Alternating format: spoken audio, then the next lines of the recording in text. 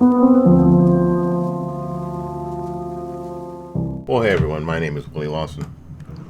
I am the host of FightbackMedia.com and the Speakeasy on Fightback Media Network. It is 6/20/22. Father's Day was yesterday. Actually, it was just a few. It was a few hours ago. And I trust that everyone who was a father had a great Father's Day. That you got to. What I think people have to realize is that what fathers want most on Father's Day is just to do what you want to do, right? Um, it's great when the family wants to do this and that for you. They want to take you here or there, want to buy you stuff. As a matter of fact, I am recording this on the new computer that my family bought me. Let me take a look at it. It is badass. There you go. I love it. I love it. So I just, and the plate there in the trash is just some pound cake my wife got for me with some strawberry, stuff on the top. It's delicious. Absolutely freaking delicious. Everybody wants to do stuff for you, and that's great. I got a card. I got a card, of course, and um, it was great. We went to eat after church, and and all the guys were saying, Happy Father's Day to each other. I remember I saw a young family, wife, I'm assuming, and the young man holding the child, and I was like, Happy Father's Day. I was like, Hey man, I see you. So in that sense, it's good if you celebrate it that way, especially when older folks like me celebrate the younger dudes. Hey, dude. Hey, man. I see you. I see you. I see you. I see what you're doing. Hang in there, bud. Because it doesn't really get easier. it, it gets more difficult. But if you practice, you'll be good at it. Um, so I have been thinking for the past couple of days, really. Um, I have a medium, drive to work, and I was thinking, people ask, what about, I understand the importance of good dads, um, but what happens when you don't have that example? When you've got a dad that's not good? Uh, I am a firm believer in that we shouldn't speak ill of the dead, but it's perfectly okay to tell the truth. Um, my dad died, I think, in sometime in the 90s. I know it's crazy that I don't know, right? Um, but we were, I mean, estranged, I guess, is the word that you would use.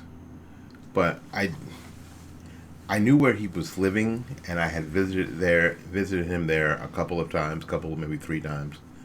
But we did not talk. We did not keep up. I didn't, he didn't have any idea where I lived, what my phone number was. So I guess that's estranged, right? I guess that's estranged. Um, Long history, obviously. I was born in New Jersey, and as far as I knew, we came to visit my grandmother here in Florida every summer, and then we would go back. Um, this particular summer, it was the summer of the Newark riots, and we came, and my mom and I came, and we didn't go back. Um, I've always been under the impression that we didn't go back because my grandmother was afraid of what was going on in Newark at the time, which would have been perfectly understandable. Newark was on the CBS Evening News every night, on fire. but I got put in school here. I was 7, a rising third grader, I guess. Isn't that what they call it now? As you're going into third grade. So I was always under the impression that was why I'm here. My father was an abusive man, physically abusive man. And there had been some physical abuse with his first wife, the mother of my stepsister, half sister, that I don't know anything about. And there was some serious violence there. Again, that I don't have any details on. My sister does, probably.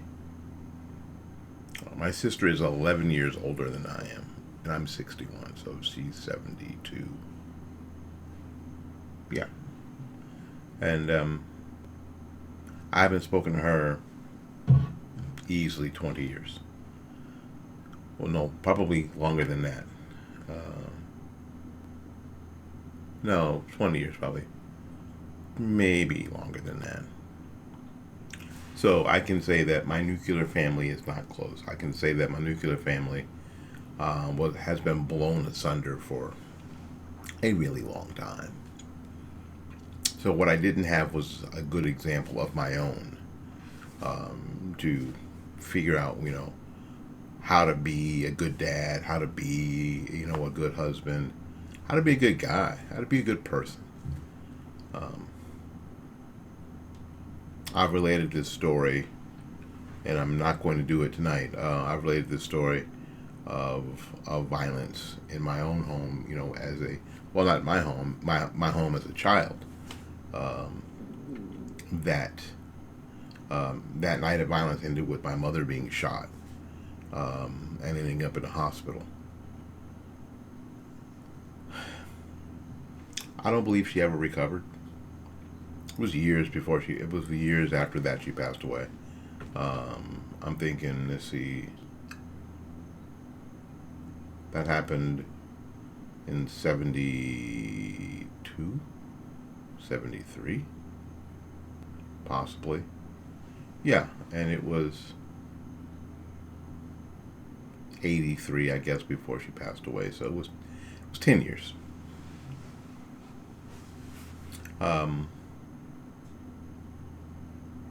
Yeah, my mom passed away in 1983. My dad passed away sometime in the 90s or early 2000s. I don't really know. After my heart surgery, I was back here in this room, just curious about, I was just wondering if he had died, and I was looking for death certificates. What a macabre thing to do. And I found his. He passed away. I didn't know where he was buried. I don't know where he's buried. I know that he didn't have any money, and I'm pretty sure that he didn't have any insurance. I didn't hear from anybody because, again, he didn't know where. We lived in the same town. We lived in the same community, but he didn't know where I lived. Again, didn't have my phone number or anything, and nobody that he lived around knew where I was. And that was on purpose.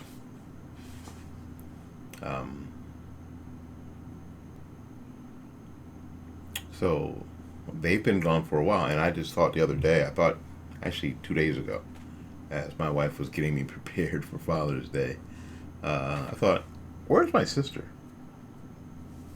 She's my half-sister, but she's the only sister I have. She's the only sibling I have. And because she's 11 years older than me, I started to wonder if she was even alive. And I don't know. I haven't looked. I haven't looked. I don't know. Maybe.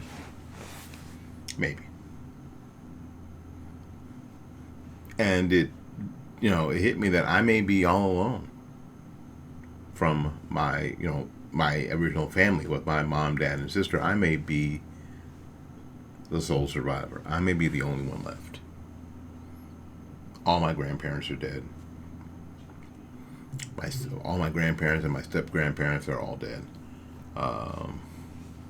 The uncle that I was closest with is my sister's age, so I don't know if Uncle Henry is alive or not. I don't know. My cousins, I don't know.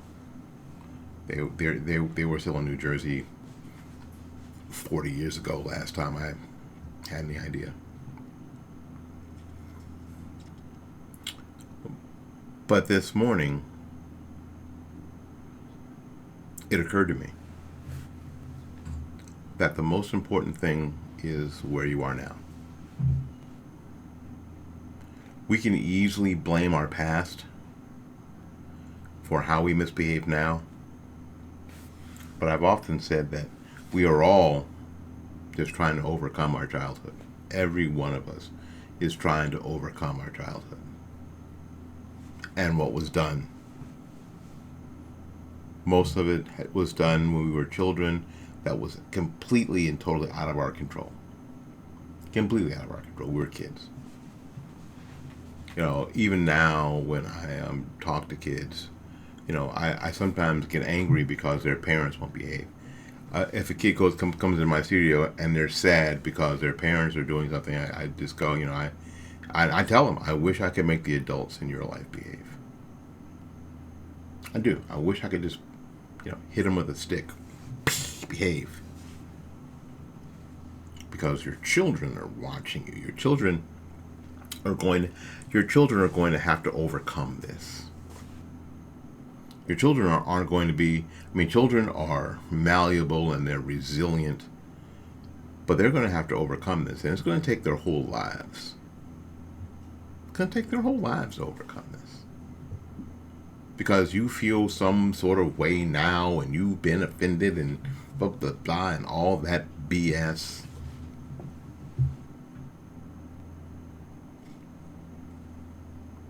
Or you could be like my dad, who's a weak person.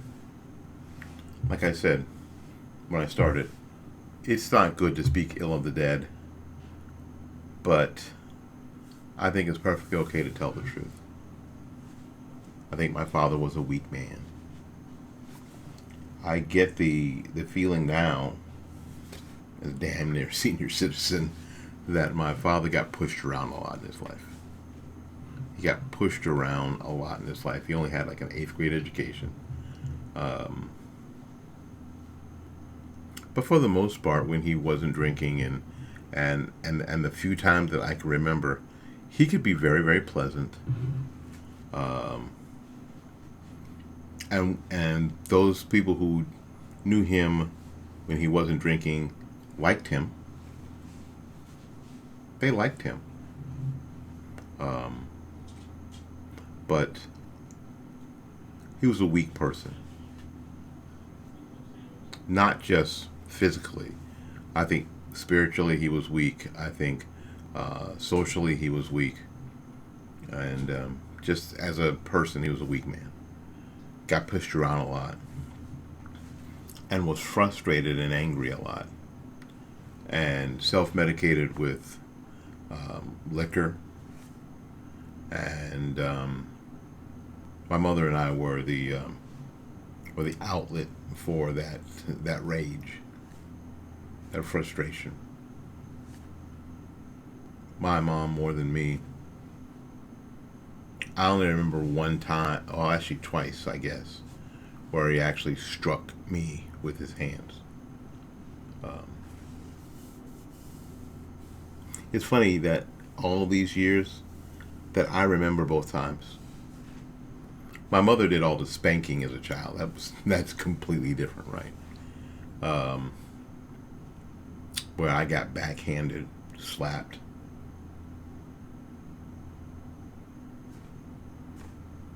Two times. One as a child, and once as a young adult. And of course, as a young adult, that was the last time that was going to take place. But I believe it's because he was weak.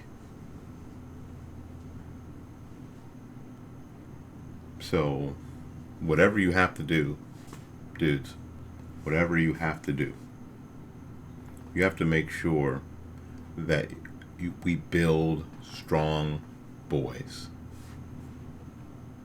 I know what the world is saying about gender and stereotypical roles and all that stuff.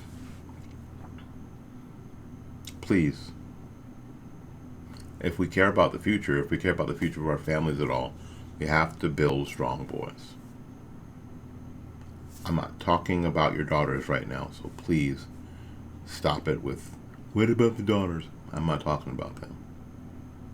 To build strong boys.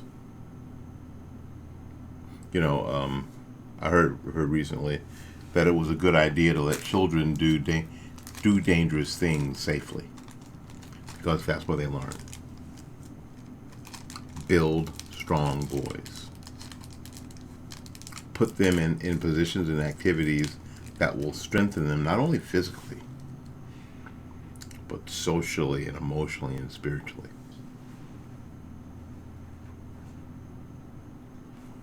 You will be doing him, the people around him, his future family, his future wife, his future children, his future his grandchildren, a service. And everybody that he interacts with. And all the people that he interacts with, you'll be doing them a favor by making your son a strong boy. Confident in himself, confident in his ability to know that he can learn and do new things,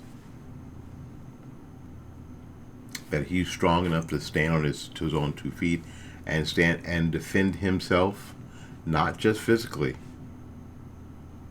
but again socially and spiritually. That he can defend himself. That he can say no. That he can go against the grain when he has to. That he can be confident. Confidence is so key. Because for a long time I lacked confidence. And I know the people who know me now are like, really? You seem a little overconfident most of the time now.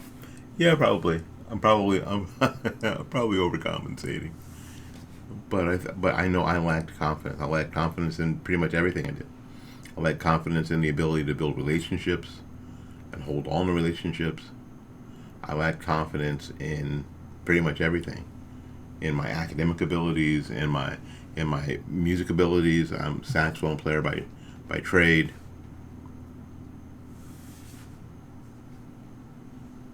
And my social abilities, which is really funny now, isn't it?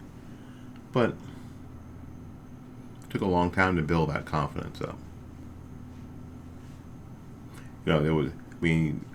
A lot of times I would never speak in public.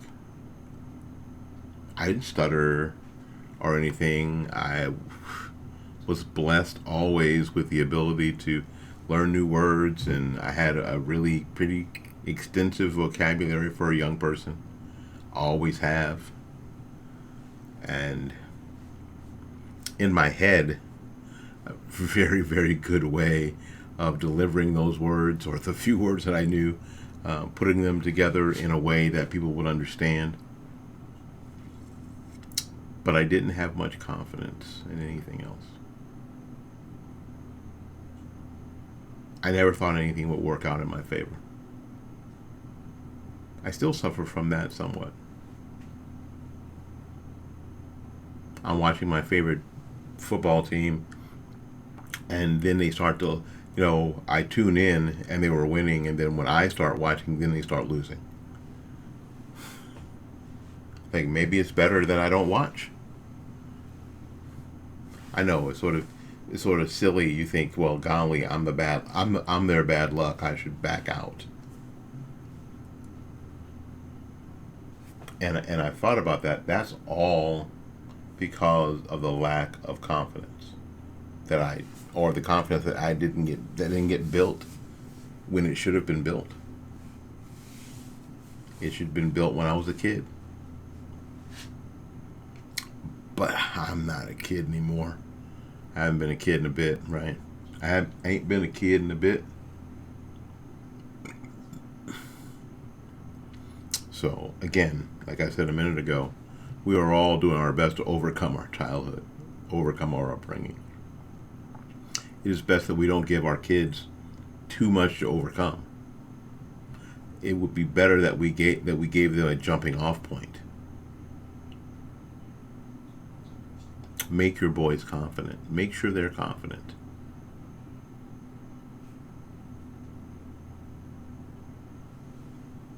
Sometimes sometimes you have to rein that in a little bit, because you are concerned with their safety. You are concerned with how they're going to be perceived and stuff. But so you have to rein that in a little bit.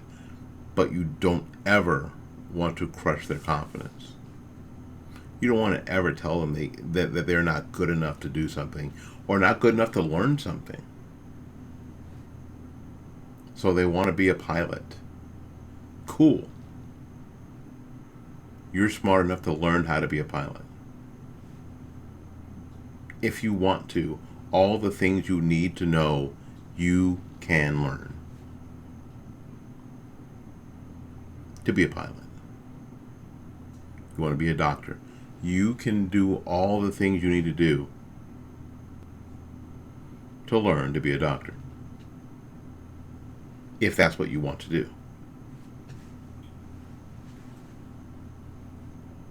And as you're learning, you're going to experience other stuff.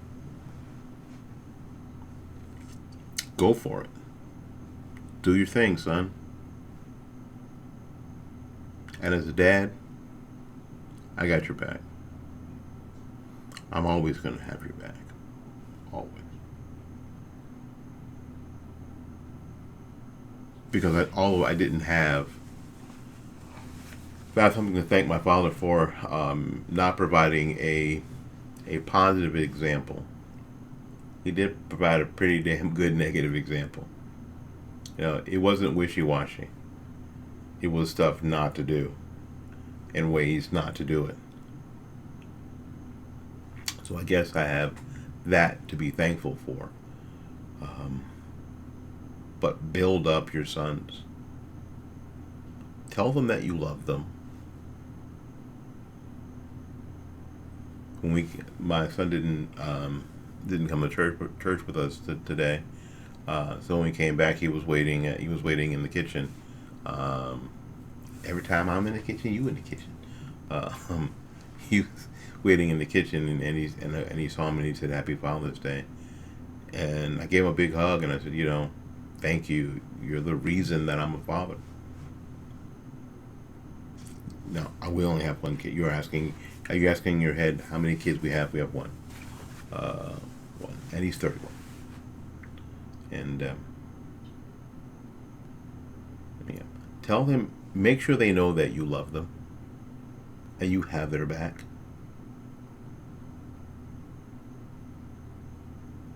That you have their back.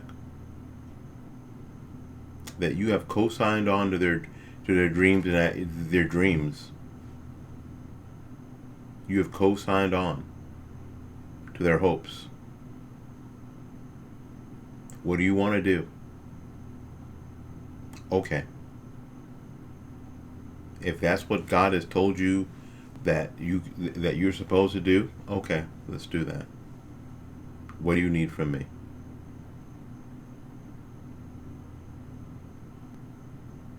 And you'll be surprised what they're capable of. That they take your family to the next level. And I think that's what, this chair is my birthday present for my kid. That our families can move from this generation at this level to this generation or this level at the next generation. And the hope is to move to the next level at the next generation in every single thing, in every single aspect. Financially, socially, spiritually. that every generation improves, gets stronger, gets bolder, gets more confident. I've been blessed to have really good teaching, biblical teaching, and some of the generational curses that were on my family have been broken off at me. The alcoholic problem got broken off with me. I don't imbibe. I don't encourage actually anybody to imbibe. Not that I didn't, when I was young. But at some point you have to go, listen, we can't go on this way. I can't go on like this. And I didn't even have what most people would consider a problem. I didn't have a problem. I didn't miss work, I didn't have a DUI. I didn't have DUIs. I didn't miss work, I didn't have the typical problems people have with alcohol. Just something in me knew it was not the way going forward if I was going to have a child, if I was going to raise a son. I couldn't anymore. It wasn't going to do them any good. And I'd seen what could happen. Not that I thought that was going to happen with me. Or maybe I did. Maybe I was worried about that I would be that person. The thing that, my relatives always told me was, you look just like your dad. And I probably do. Probably. And because of all of what happened in my childhood, I experienced as a young person the same level of rage. I felt like I was being pushed around by society and people and circumstances, and I was weak and filled with anger, rage, filled with rage. And because of the negative example, I really didn't want to follow in my father's footsteps. I didn't. Now, if you think I'm sharing all this about my dad to dog him out because he's not here, that's not it. I'm hopefully using my example, his example, as a cautionary tale for the rest of you. We can all do better. We can all do better. And we don't have to be stopped by, yes, this happened to me, so now I don't know how, I don't have a good example. Yeah, I know. Me either.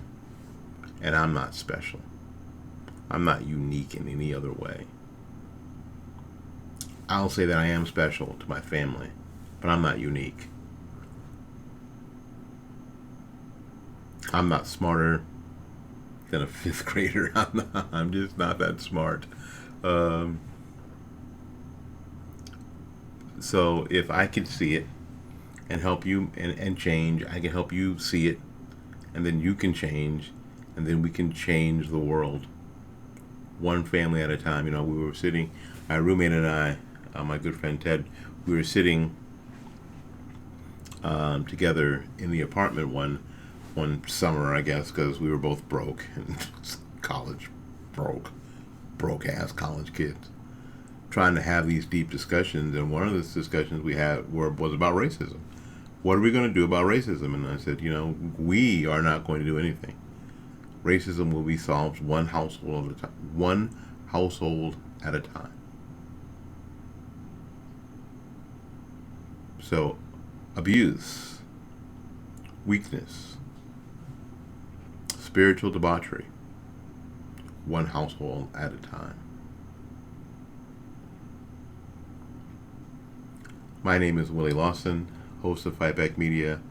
Fight Back Media Show, the Morning Report, and what else do we do? Oh, Speakeasy. So until we see you again, go out there and learn something, love somebody, and for goodness sakes, and I mean this from the bottom of my heart, take care of yourself. We'll see you when we see you. Bye-bye now.